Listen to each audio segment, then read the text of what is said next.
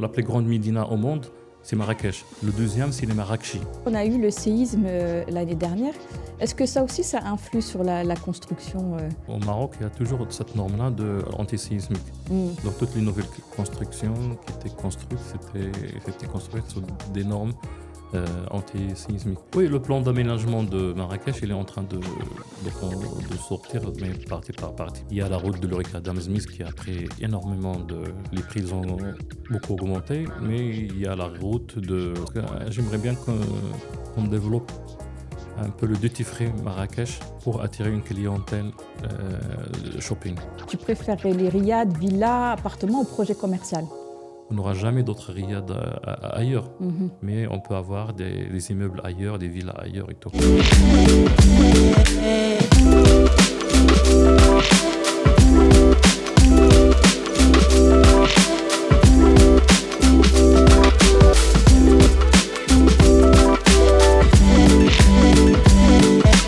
Salam alaikum, je suis Majda, consultante et formatrice en marketing digital et la créatrice de Nexus Cash, le podcast qui en fait illumine et met en valeur les talents de Marrakech. Aujourd'hui, j'ai le plaisir d'accueillir Khalid Bounouis, un expert en immobilier depuis plus de 20 ans à Marrakech. J'ai le plaisir d'échanger avec toi aujourd'hui, Khalid. Donc, tu vas nous présenter un petit peu ton parcours, Riyad Plus, avec un accompagnement clé en main. Il accompagne les clients de A à Z, de la création, de la construction, de la rénovation, pour tout type de biens, que ce soit biens personnels, biens commerciaux, les riads, les villas, les appartements, les terrains. On a la chance de recevoir aujourd'hui Khalid. Bienvenue à toi. Marhaba. Merci beaucoup, la Majda. C'est vraiment un grand plaisir d'être avec vous aujourd'hui, faire le podcast. Et pour moi, mon parcours dans l'immobilier, il a commencé en 1998. Donc c'était presque... C'était un besoin du marché, parce qu'à l'époque, il y avait beaucoup de gens, surtout des étrangers qui ont commencé à acheter des riads à Marrakech. Mais le problème, c'est qu'ils n'avaient pas des interlocuteurs qui sont professionnels dans le domaine immobilier. Donc c'est là où j'ai vu qu'il y a un besoin. Et là, j'ai commencé à créer mon propre agence immobilière et surtout destinée à une clientèle étrangère qui n'arrive pas à bien communiquer soit avec les agents immobiliers ici à Marrakech ou bien qui ne savent pas un peu ce qui est melkiya, tout ce qui est juridique. D'accord. Ouais. Et donc déjà, il y a 20 ans, il y avait un vrai besoin avec déjà des étrangers. Parce que là, c'est vrai qu'en ce moment, il y a beaucoup d'étrangers qui reviennent à Marrakech, des MRE qui viennent s'installer, mais aussi des étrangers de différents pays. Mais déjà, il y a 20 ans, c'était un besoin qui existait. Oui, même avant 20 ans. Si on voit, par exemple, tous les grands stars mondiaux, soit Yves Saint Laurent, Hermès et compagnie, ils avaient des maisons ici à Marrakech depuis très longtemps.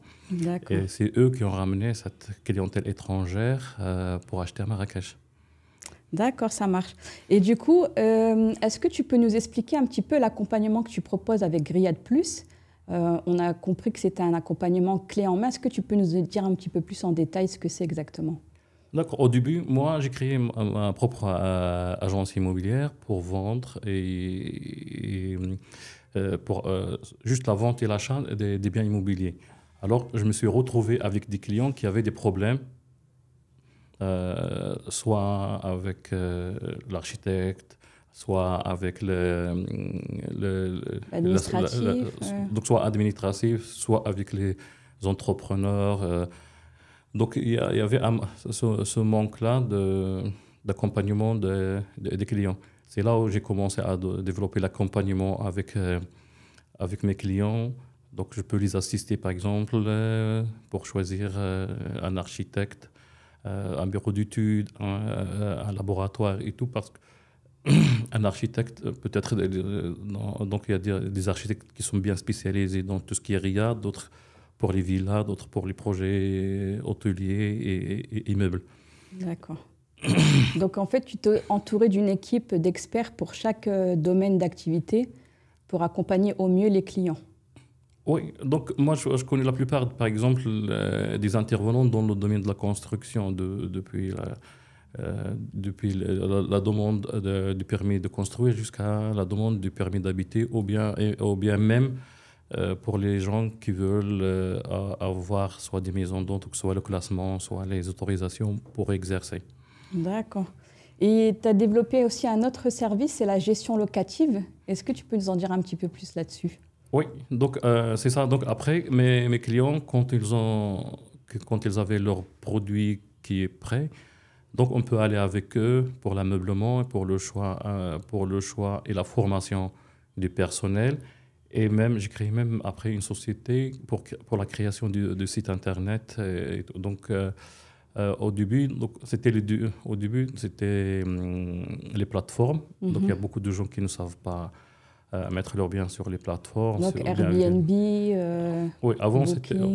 avant c'était Booking, Splendia, Expedia et tout. Après, maintenant, c'est Airbnb. Donc nous, comme je vous ai dit, la plupart de nos clients, c'est des étrangers qui n'habitent pas souvent à Marrakech. Donc nous, on leur offre des services clés en main. D'accord. Donc par exemple, un client, il arrive chez Riyad Plus, il dit, moi je vais acheter une villa par exemple. Donc il passe par toi, ensuite il peut te dire, je veux rénover la villa, il fait les travaux de rénovation et ensuite il peut dire, est-ce que tu peux t'occuper de la gestion locative de mon bien? Oui, donc c'est ça. Donc au début, donc nous, en plus de l'agence immobilière, on fait du conseil. Mhm. Par exemple, quelqu'un qui veut acheter une villa pour faire maison d'hôte, c'est pas quelqu'un qui veut acheter pour habiter. Donc en plus, beaucoup de nos clients, donc ils n'ont pas ce savoir-faire pour voir les problèmes techniques et tout qu'une villa peut avoir. Et tout. Donc ça veut dire qu'il peut voir l'architecture et tout, c'est beau, c'est magnifique, mais il y a derrière des choses à vérifier, c'est tout ce qui est technique. Donc D'accord. ça, on aide nos clients à éviter ce genre de problème. Oui, puis j'imagine pour les riads, par exemple, aussi, c'est encore une autre spécificité pardon, pour tout ce qui est rénovation. Il faut vraiment avoir une expertise spécifique. Par exemple, avec des matériaux anciens, Ouais. tout ce qui est Tadelact, Ouais.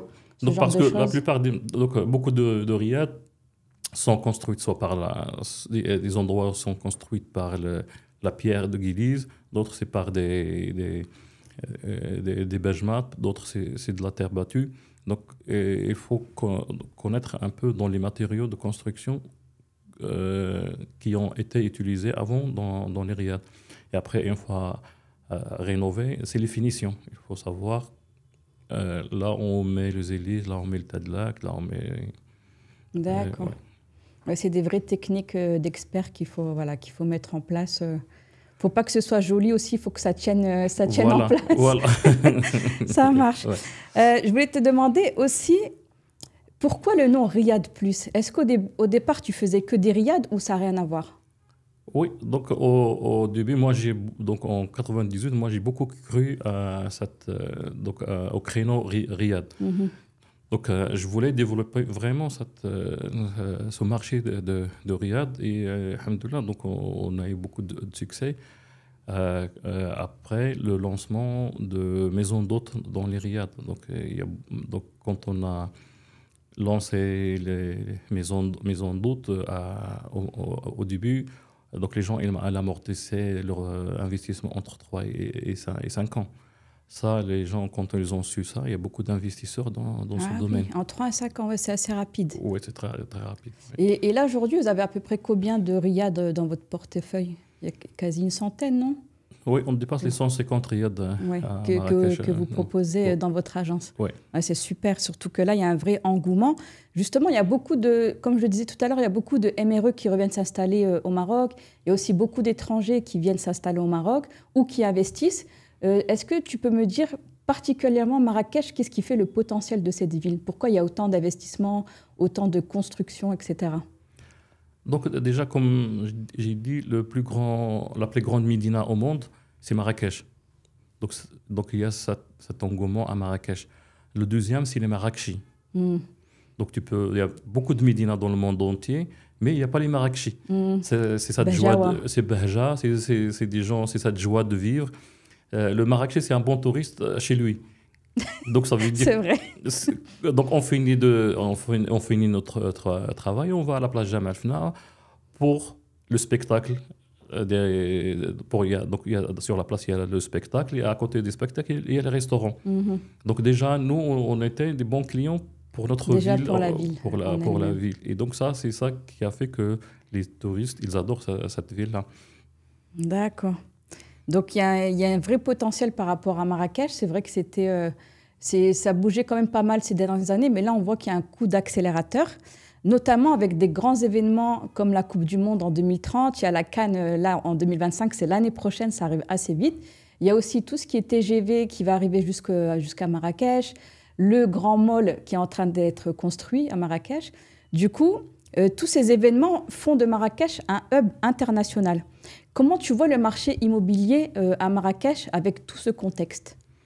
Oui, donc on peut citer aussi le Festival du film, Oui, on peut citer le JTEX. le JTEX et tout, il y a plein d'autres événements.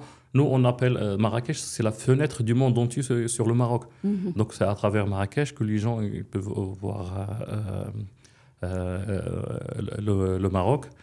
Et comme ces événements-là, ils ramènent beaucoup de gens, pour nous, c'est comme un échantillon qu'on offre au monde entier quand ils viennent, ces gens-là, et après ils reviennent.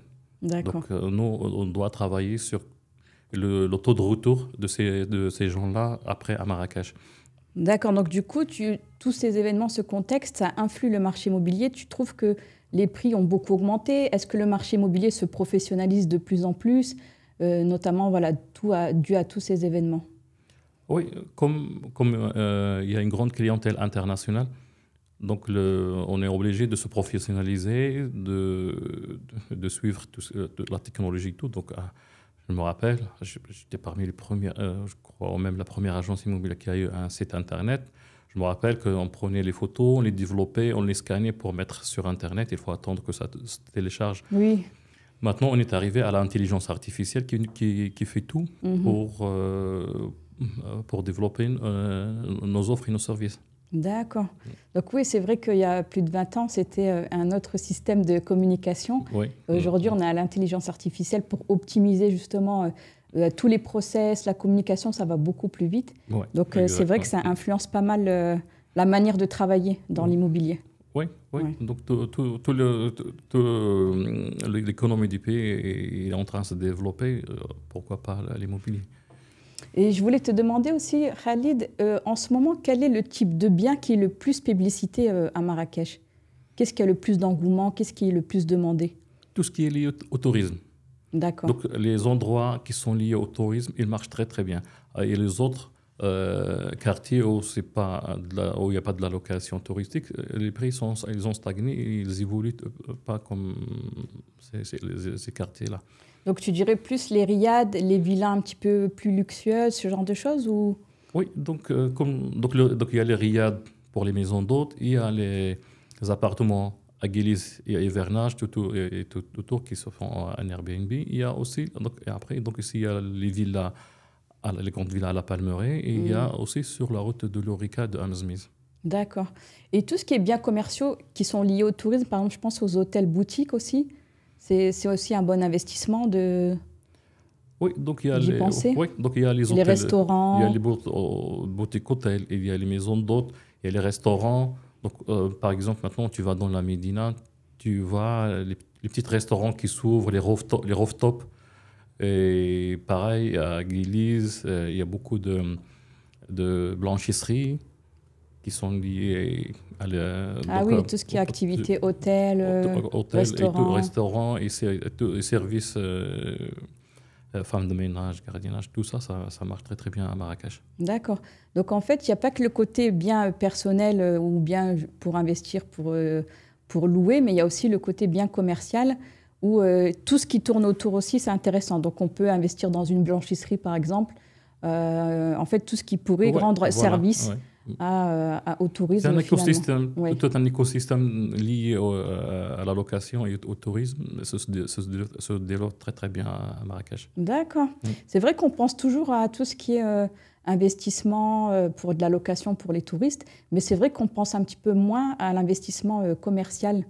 C'est vrai qu'il y en a certains qui ouvrent des restaurants, etc. Mais tout ce qui est autour, on n'y pense pas, on y pense un petit peu moins, on va dire. Ouais. C'est pourquoi l'État marocain il a lancé le Go Siyaha. Mhm. C'est des subventions pour créer plus d'attractivité hors hébergement.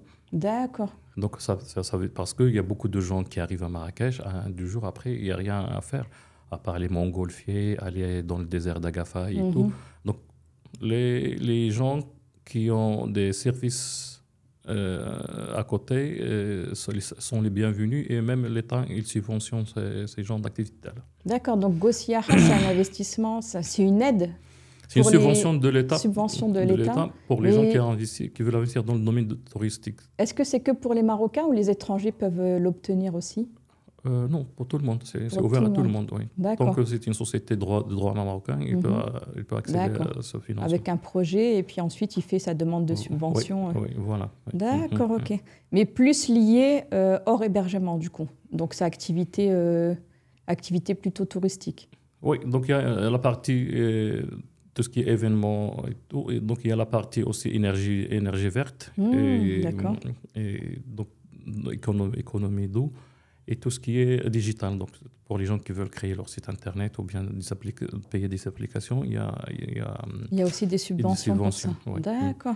Donc ça va au-delà un petit peu du tourisme, si on parle d'énergie verte, où il faut que ce soit lié avec le tourisme. Oui, c'est lié au tourisme. Ah, donc tous les établissements touristiques qui veulent faire soit des panneaux solaires, soit des énergies vertes, donc l'État peut subventionner jusqu'à 40%. D'accord, Ouais. jusqu'à 40%. Oui, jusqu'à 40%. Ah ouais, c'est énorme. Oui, c'est bien. Donc ça, c'est une bonne information, Khalid, à communiquer, Go Siyaha.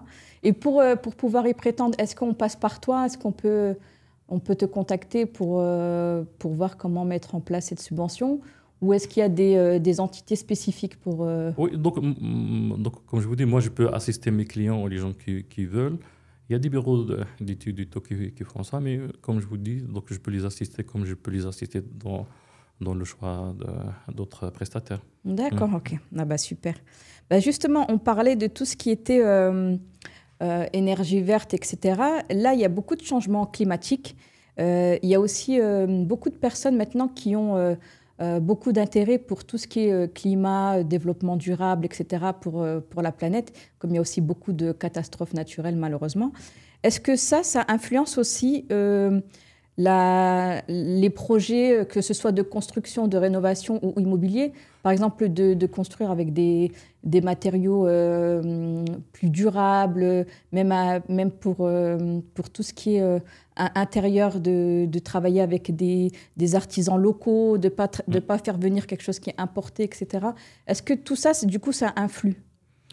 Oui, donc comme vous savez, le Maroc il connaît 6 ans de sécheresse. Donc c'est d'ailleurs pourquoi l'État il veut subventionner tout ce qui est économie d'énergie, économie d'eau.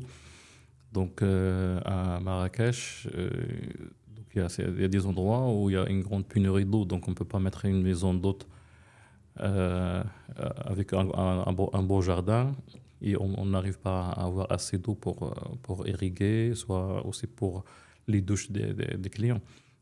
C'est pourquoi le Maroc il subventionne tous les projets avec énergie verte et renouvelable. D'accord. Et c'est vrai qu'on a eu le séisme l'année dernière. Est-ce que ça aussi, ça influe sur la construction par exemple, une villa, etc. Est-ce que ça influe Oui, il y a toujours, donc au Maroc, il y a toujours cette norme-là anti-sismique. Donc toutes les nouvelles constructions qui étaient construites, étaient construites sous des normes anti-sismiques. Il y avait juste les anciennes constructions, comme les riads ou bien donc les maisons en terre à la montagne, qui ont été un peu impactées. Ouais, qui ont beaucoup subi les tremblements, c'est vrai. Mais cette année-là, j'ai vu les statistiques pour la région de Tahnout. le taux de remplissage était énorme. D'accord. L'année dernière, c'était moins, mais cette année-là, ça a repris. Donc, l'influence du tremblement de terre, c'est bon, c'est dépassé. D'accord, ok, bah super. Donc là, on va passer vraiment dans la partie ton expertise, Khalid. Par exemple, quelqu'un qui souhaite investir à Marrakech, quelles sont les étapes à ne pas négliger? Moi, je demande toujours professionnel, professionnel, professionnel. Si tu vas acheter une agence immobilière professionnelle, si tu vas construire, il faut toujours être avec des professionnels parce que donc on a récupéré beaucoup de clients parce que c'est un ami qui connaît un riad, qui connaît quelqu'un qui va faire la construction et tout. Donc, et on se Après, il est retrouve, déçu. c'est déçu. Et là, on commence à généraliser sur tout Marrakech. Ah, Marrakech, il n'y a pas ça, il n'y a pas ça. Alors que Marrakech, il y a tout. C'est des normes internationaux. Donc, il y a architecte, il y a topographe, il y a ingénieur, il y a bureau d'études, il y a maîtreur. Donc les gens, tu veux t'installer, il faut que tu suis les normes des pays aussi. Donc, D'accord. Donc, il faut, les premières étapes, c'est de passer par un professionnel comme une agence comme la tienne pour ne pas être déçu, respecter les normes, respecter les lois, avoir les documents en temps et en heure, bien répondre à tous les critères. Du coup, ça évite beaucoup de déceptions et beaucoup de problèmes pour un investisseur.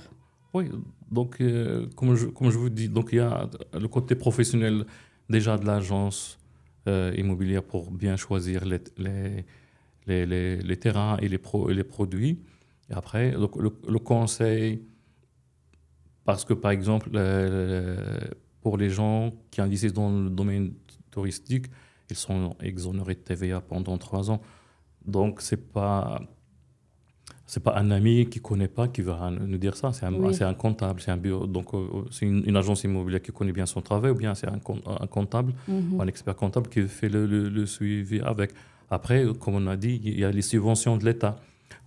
Moi, j'étais surpris qu'il y a beaucoup de gens dans le domaine de l'immobilier qui connaissent que l'État donne des subventions, ou bien il y a 20% de TVA qu'on ne paye pas sur sur les constructions. Il y a aussi les rentrées en devises. Il y a beaucoup de choses que beaucoup de gens Ne savent pas. ne savent pas. Et à la fin, quand tu calcules, c'est quand même des grands montants. D'accord, ok, ah bah super. Donc vraiment, le conseil, c'est passer par un professionnel. Bah voilà. Voilà. Et en plus, vous allez économiser de l'argent. Voilà, voilà. C'est vrai, il y a beaucoup de gens qui veulent éviter de payer la petite commission de l'agence immobilière, Oui, mais à la fin, ils se retrouvent qu'ils ont payé énormément oui, c'est ça. de choses qu'ils pouvaient économiser en payant ces 2,5%. Bah, de toute façon, ça se voit dans tous les domaines, hein. Plus on va vers du moins cher et plus ça nous coûte plus cher. Donc, Voilà. c'est toujours comme ça. Et là, on voit que ça accélère vraiment beaucoup au niveau de Marrakech. On voit que la ville, elle commence même à s'étendre de plus en plus. Et je voulais te demander, Khalid, comment tu pourrais conseiller les personnes pour anticiper, parce que Marrakech se remplit de plus en plus, ou la Tiamar Bzef, Oui. et comment tu peux conseiller les gens qui veulent investir dans quel quartier il faut y aller. Peut-être qu'on ne pense pas à certaines zones de Marrakech, mais c'est là où ça va se développer dans quelques années. Est-ce que tu aurais des conseils là-dessus? Oui, le plan d'aménagement de Marrakech, il est en train de sortir, mais partie par partie. Par exemple, maintenant, il y a la route de l'Horeca Adam Smith qui a pris énormément les prix ils ont beaucoup augmenté, mais il y a la route de Sidi Abdelrahid qui est parmi les plus belles aussi routes, mais comme donc le plan d'aménagement il n'est pas encore sorti, ça va prendre beaucoup de valeur. Et moi, je conseille les gens d'aller acheter des terrains là-bas et à attendre. Il y a aussi la route de Bourrousse. Boros, c'est là où on va pour les montgolfières. Là-bas, il y a beaucoup de terrain. Sauf qu'il faut avoir des projets qui n'ont pas besoin de beaucoup d'eau. Parce que là-bas, il y a une pénurie d'eau. Donc là, il n'y a pas de nappe phréatique. Ah, d'accord. Donc, du coup, le plan d'aménagement dont tu parlais, est-ce que c'est quelque chose qui est public ou c'est que les professionnels qui peuvent avoir accès? Non, ça va sortir. C'est public? C'est public. Tout le monde, ils peuvent...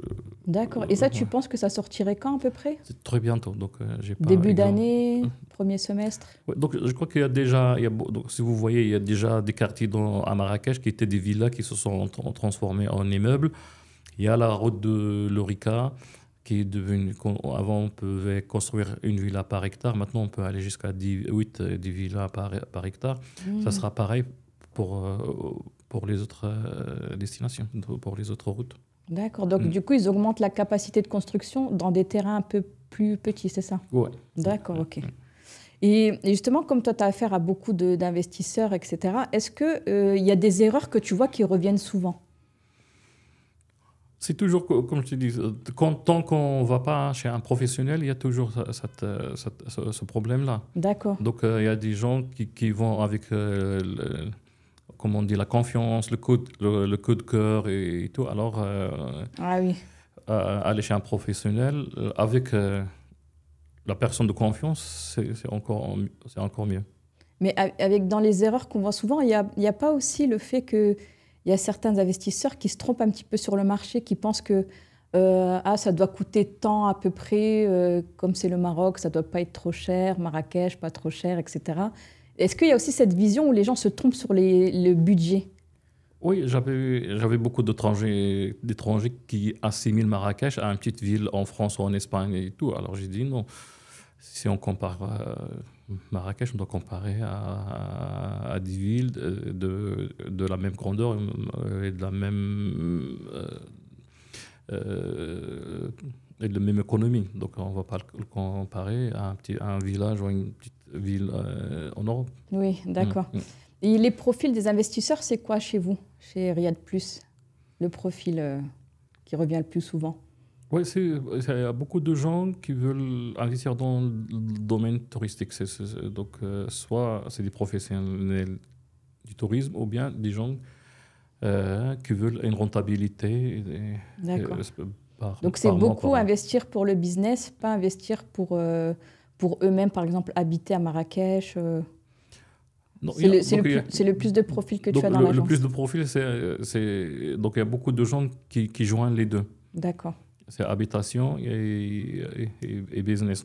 Il y a beaucoup de gens, donc d'ailleurs, depuis toujours, qui ont acheté des riads ou des villas, et en même temps, quand ils ne sont pas là, ils veulent la mettre en location. D'accord. Et la dernière fois, tu me disais qu'il y avait beaucoup d'étrangers dans ton agence, il y avait un gros pourcentage de personnes qui venaient chez toi pour investir à Marrakech. Oui, comme je vous ai dit, l'agence, elle a été créée pour ça. C'est pour combler ce manque-là d'un interlocuteur en immobilier pour les étrangers. Et là, ça représente combien au niveau de pourcentage 98 d'acheteurs. Donc, mais les vendeurs, ils sont presque pareil, 98 de Marocains. D'accord. Parce que c'est les vendeurs qui ont des riads et des villas. Donc, c'est les Marocains et les acheteurs, c'est des étrangers. D'accord. Oui. Beaucoup francophones plutôt? France, Belgique, Suisse. Au début, c'était les francophones, mais maintenant, il y a beaucoup des Américains. Des Anglais. On est en train de préparer aussi la pénétration du marché américain depuis qu'il y a le vol direct New York-Marrakech. D'accord, ok. Donc toi, tu fais la connexion avec les Marocains, les Marrakechis et les étrangers. Voilà. Ok. Du coup, il faut parler les langues, il faut comprendre aussi la mentalité des investisseurs. Donc tout ça, tu as une grande expertise là-dessus. Oui, c'est ça. Donc, donc c'est vrai, j'ai fait une licence en pétrologie, mais quand même, je suis beaucoup les événements à l'international, soit économiques ou politiques, pour comprendre la mentalité des investisseurs. Ouais, parce que c'est ça ton point fort avec Riyad Plus, c'est que du coup, comme tu connais bien tes clients au sein de l'agence, tu sais bien cerner leurs besoins et du coup, tu sais bien les accompagner par rapport à leurs besoins. Donc, peut-être que les Français, ils ont besoin d'être plus rassurés, plus d'échanges avec eux, etc. Donc, tu comprends aussi leur manière de les accompagner. Oui, donc la mentalité d'un Français, ce n'est pas la même qu'un Anglais, ce n'est pas la même qu'un Scandinave, ce n'est pas comme un Nord-Américain. Donc, il faut s'adapter. Et même le choix aussi de produits, c'est différent. Il y a des gens qui veulent tout ce qui est patrimoine. Il y a d'autres qui veulent plus nature, montagne et tout. Donc, il faut s'adapter. Il faut connaître la mentalité et le besoin Il y a beaucoup de gens, ils me disent je veux acheter un riad. Alors, en réalité, lui, il cherche un appartement. D'accord. Donc, il faut comprendre. C'est à force d'échanger avec Oui. la personne, tu comprends finalement ce Oui. qu'elle veut vraiment. Exactement. Pour lui, il y a certains que pour lui, riad, c'est un bien immobilier à Marrakech. D'accord, Donc, oui. ouais. Ok, bah super. Donc là, on va passer un petit peu à des questions un petit peu plus rapides, Khalid. Un petit quiz que tu peux nous répondre avec des réponses courtes. Donc, un mot pour décrire Marrakech aujourd'hui. Marrakech, c'est une perle au milieu de palmiers. Comme on dit, Ourida bin al-Nakhil en arabe, la fameuse chanson. Une fleur parmi... C'est une perle. Moi, une perle, d'accord. Ouais. Ok, super. Le projet immobilier que tu as préféré faire avec Riyad Plus? Un projet marquant? Marquant, moi, j'ai une affinité plus pour tout ce qui est art. Donc moi, par exemple, j'ai parrainé, donc j'ai parrainé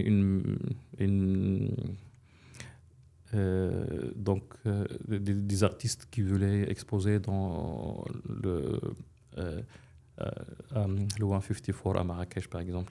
Ça, j'aimerais bien développer le côté culturel à Marrakech. Ok, bah super, il y a de quoi faire en plus. Oui, beaucoup.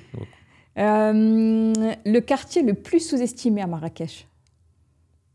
C'est la route de Bourros. Là-bas, les gens ils s'estiment, mais je crois que ça va prendre beaucoup de valeur dans l'avenir. C'est juste après le terrain de foot de Marrakech. Oui. Une opportunité immobilière inattendue à Marrakech?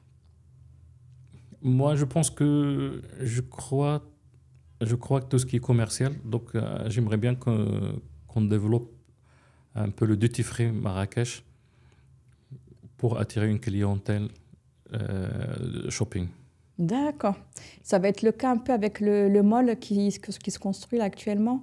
Oui, il y a plusieurs malls maintenant qui se construisent et il y a aussi la Médina. Oui. C'est les souks de la Médina. Donc si on joint les malls et la Médina, ça va être un très bon marché. Il y a même la Médina Mall. Oui, c'est ça. Le petit mall. Le petit mall, oui. Si toi-même, tu devais, toi, personnellement investir, tu choisirais plutôt quoi? Tu préférerais les riads, villas, appartements ou projets commerciaux? Oui, pour moi, le riad, donc pour moi, le riad, c'est quelque chose qui est limite au nombre depuis toujours. Donc, on n'aura jamais d'autres riads ailleurs. Mais on peut avoir des immeubles ailleurs, des villas ailleurs et tout. Ah, oui. Donc, la Médina, ça reste toujours unique. limite. Oui, c'est un produit unique. D'accord. Juste un événement international qui, selon toi, va transformer la ville? Moi, comme je suis rotarien, je crois que si on arrive à avoir la convention du Rotary international à Marrakech, ça sera très, très, très, très, Ça fort. peut influer, ça peut avoir un impact. Oui, donc les rotariens, c'est 1,4 million d'adhérents. Et donc, dans l'événement, il y a entre 40 et 50 000 personnes. Je crois que ça d'accord, c'est énorme. C'est énorme. Et on a une dernière question, Khalid, avant de conclure. En quoi, pour toi, le développement immobilier qui est vraiment à fond en ce moment à Marrakech va transformer le mode de vie des habitants de Marrakech à l'avenir? Vraiment, les Marrakechines, en quoi ça va influer sur leur vie? Oui, donc déjà, côté économique, il y a beaucoup de travail, il y a beaucoup d'investissements. Les gens, ils ont bien... Ils s'y retrouvent. Et donc, ils peuvent vendre leurs biens avec une très bonne plus-value.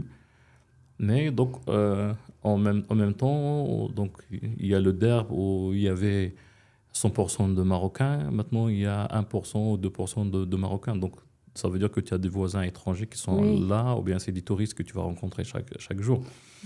Il y a des quartiers à Marrakech où il n'y a plus d'épicerie, de se transformer en soit un petit bazar, ou bien soit des bazars, soit des petits restaurants. D'accord. Ouais.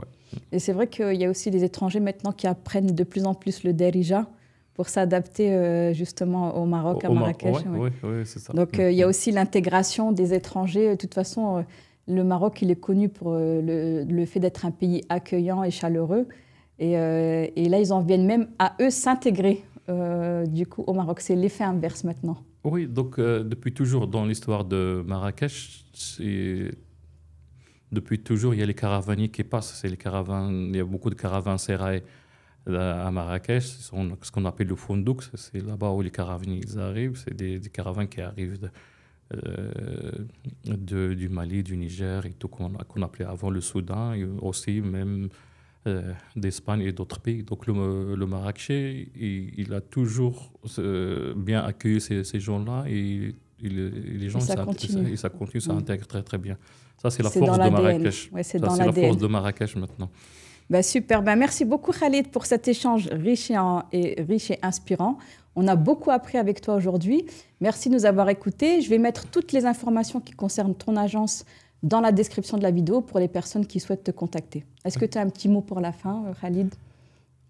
Ce que j'aimerais bien dire à tous les investisseurs et tous les gens qui viennent, bienvenue à Marrakech et je leur souhaite bonne chance dans tous leurs projets. Super, ben merci beaucoup. Merci beaucoup, Et puis, ben, rendez-vous pour le prochain épisode Nexus Cash, le podcast qui connecte les talents.